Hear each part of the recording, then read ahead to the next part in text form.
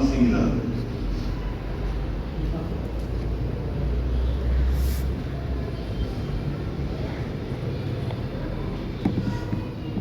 حمد و ثنا اور درود و سلام کے بعد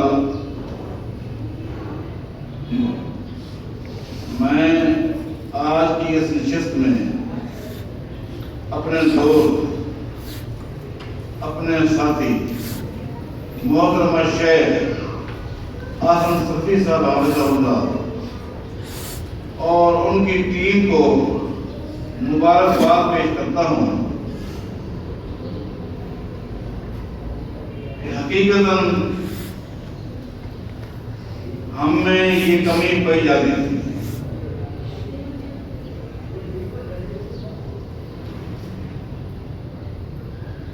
ہم نے تقلید کا جو معنی سمجھا وہ یہ نہیں ہے کہ اب اسلاف کی، ان کی خدمات کی، ان کی جہود کی کوئی حیثیت نہیں۔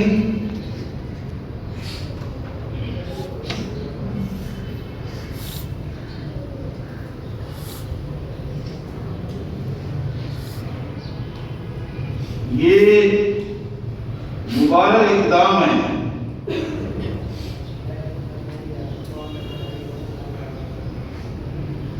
سلف صالحین کے ساتھ وابستگی، ان کے ساتھ تعلق، ان کے منہج، ان کی فکر کو نوٹ کرنا، عوام الناس تک پہنچانا، یہ تو ذمہ داری ہے۔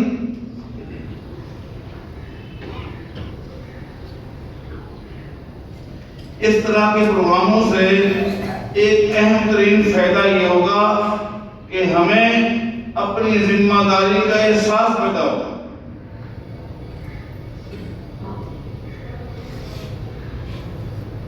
اور طلبہ، حقیقت میں آپ کو عرض کر رہا ہوں، میرا ذاتی تجربہ یہ ہے کہ طلبہ کے پروگرام میں بیٹھنے سے صرف طلبہ کی حوصلہ افزائی ہی نہیں بلکہ اتنی معلومات ملتی ہیں۔ طلبہ بڑی محنت کرتے ہیں، اتنے نفیس جملے طلبہ ادا کرتے ہیں، اتنے قیمتی کہ اگر وہی جملے کسی معروف شخصیت کی زبان سے نکلیں تو ہم واہ واہ کرتے ہیں، لیکن چونکہ ایک بچے کی زبان سے ادا ہوتے ہیں ہم اس کو اہمیت نہیں دیتے۔ میں تو کیونکہ خود یہ طالب علم ہوں، مجھے تو بڑا فائدہ ہوا اس ڈبیٹ میں۔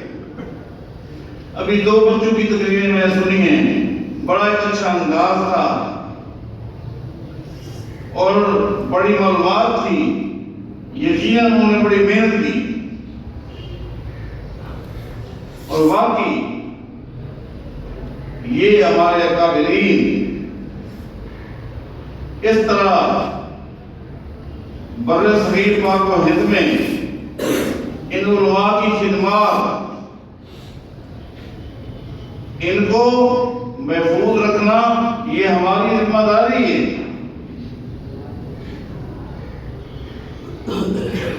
یہ کوئی عام انسان تھے؟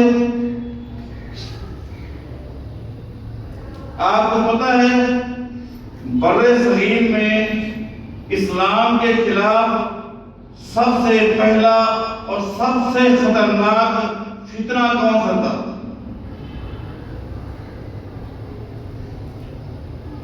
بر صغیر کا جب میں لفظ استعمال کروں یا ہندوستان کا، تو جب مولانا احمد سعید رحمہ اللہ نے ہوش سنبھالا تو اس وقت پتہ ہے ہندوستان کیا تھا؟ کون سا ہندوستان؟ موجودہ ہندوستان، پاکستان، بنگلہ دیش، برما، یہ سب اس وقت کا ہندوستان ہے۔ اگر میں یہ کہوں کہ ہندوستان سے مراد پوری دنیا کی آدھی آبادی، تو بات صحیح، پوری دنیا کی آدھی آبادی ہندوستان، رقبے کے لحاظ سے نہیں، آبادی کے لحاظ سے۔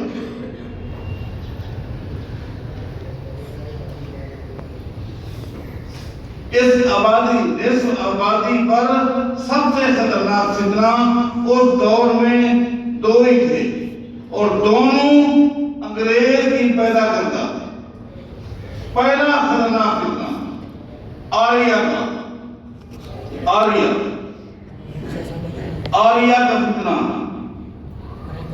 اس کی پہلی پوزیشن تھی.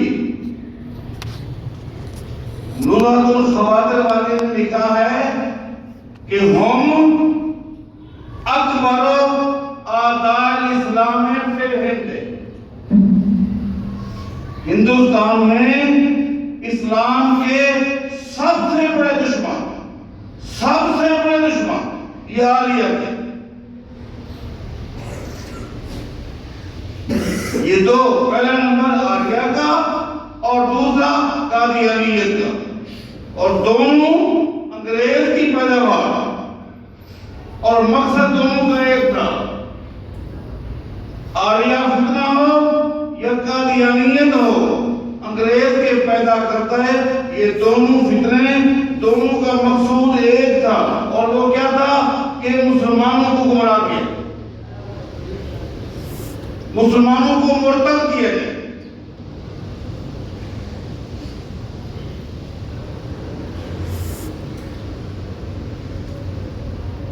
قادیانیت کو مغلوب کرنے کے لیے تو مسلمانوں کی مختلف آبادیوں میں آوازیں اٹھی، لیکن آریہ کے خلاف آواز اٹھانا کسی کے بس میں نہیں تھا. پتہ ہے کیوں؟ ہم رفضوا عبادت الاوثان،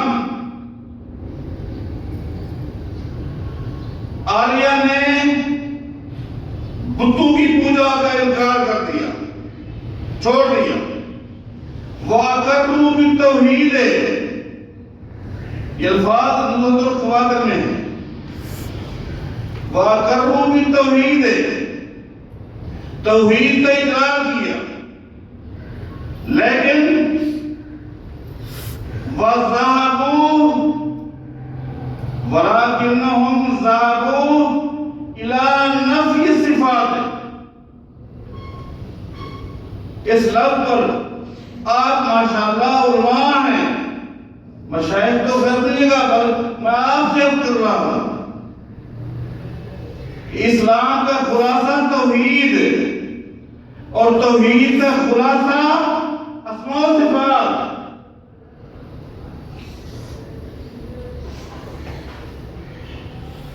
اور یہاں آ کر سبھی پنچر ہو جاتے ہیں، سبھی فیل ہو جاتے ہیں، سب ٹھنڈے ہو جاتے ہیں. اور سن لیجیے، جو اسماء و صفات میں فیل ہے، اس بات کا خیال نہیں ہے فیل ہے، وہ پوری توحید میں فیل ہے. جو توحید میں فیل ہے وہ اسلام کے تمام مضامین میں زیرو.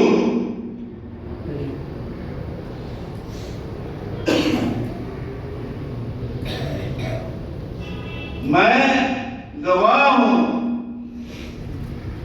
راشٹری مسجد موسیٰ لین میں شیخ العرب والعجم سید ابو محمد بدر الدین شہرازی رحمہ اللہ تعالی تشریف فرما ہے. دوست بیٹھے ہیں، میں بھی وہاں بیٹھا ہوں مستفید ہونے کے لیے. جہاں موقع ملتا ہو جاتے. ہمارے شیخ تھے، ہمارے مربی تھے. ایک شخص نے کہا، اور پاکستان کے ایک مایہ ناز عالم کے بارے کہا، پاکستان کے ایک مایہ ناز عالم کے بارے ایک شخص نے کہا. کیا کہا؟ صحیح، وہ توحید کے علاوہ تو تقریر کرتے ہی نہیں، اس کی ہمیشہ گفتگو توحید پر ہوتی، اور سارے دلائل توحید کے ہوتے. صحیح، خالی آپ کی ان کے ساتھ ایک نشست ہو جائے، وہ حدیث ہونے کا اعلان کرتے. شاہ صاحب رحمہ اللہ سنتے رہے، اور آخر میں فرماتے ہیں اس کی اگر توحید معلوم کرنی ہے نا، خالی اس سے یہ پوچھ کے آؤ اللہ کا، خالی پوچھ کے آؤ اللہ کہاں ہے، اس کی توحید میں معلوم ہو جائے.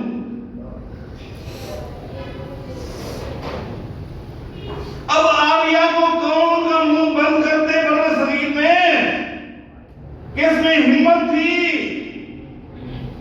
کیونکہ اس میدان میں سارے ننگے تھے۔ جو توحید الوہیت اور ربوبیت کی باتیں کرتے تھے یہ سب لوگ، وہ تو آریہ بھی کرتے ہیں، اقروا بالتوحید، ولکنہم ذہبوا الی نفی صفات کا نفی۔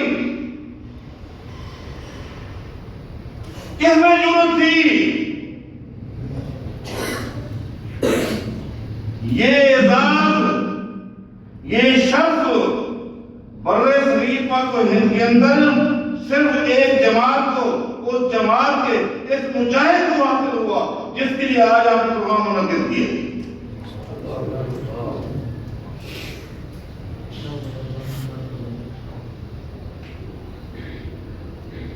کان اکثر رده فی العاریت والقادیانیت، جس کی پوری زندگی گزری ان آریہ کا منہ بند کیا اور ان کا الٹرا ساؤنڈ کر کے ان دونوں فطروں کو ننگا کیا، تو مسلمانوں کو بتایا یہ کون ہے۔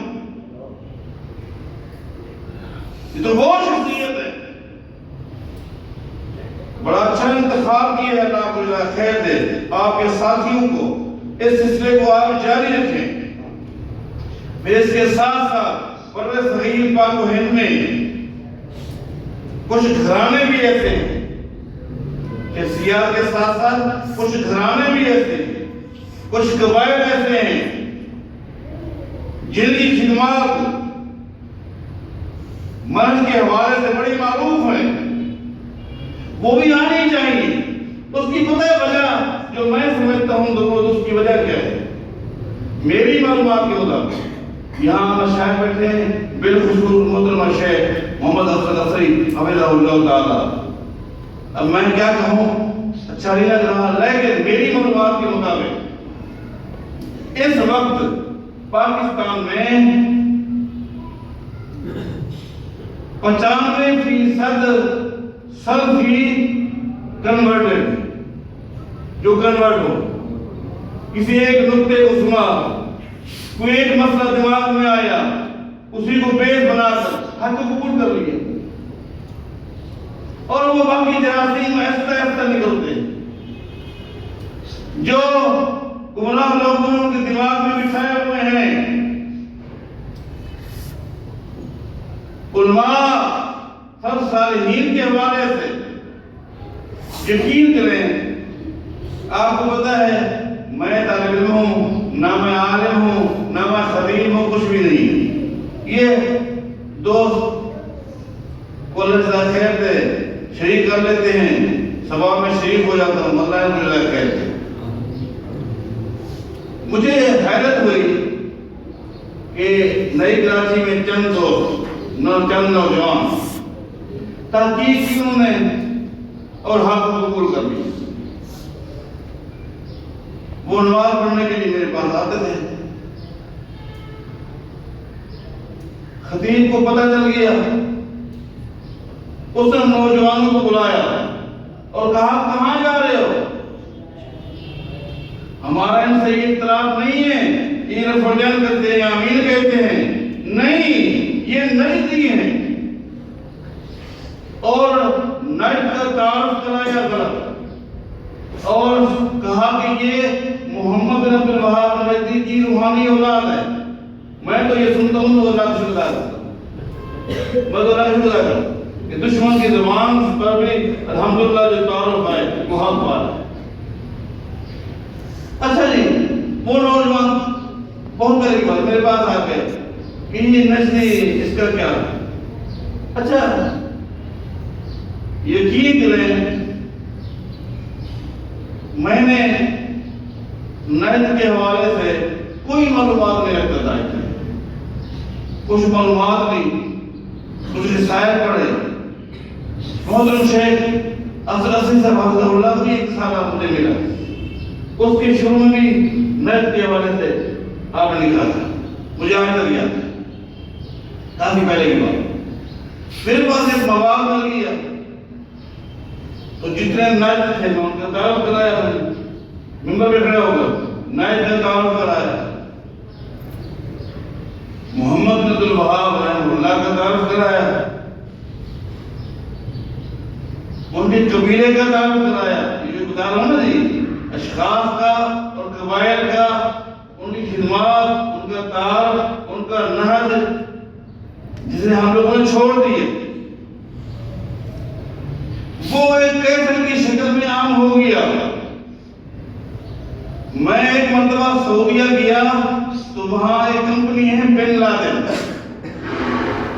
تو انڈیا کے دوستوں نے مجھے دعوت دی اور کھا کے ایک دس بھی دی، مجھے لے گئے وہاں مکہ کے ساتھ، دس تو خیر جو دینا تھا دیا۔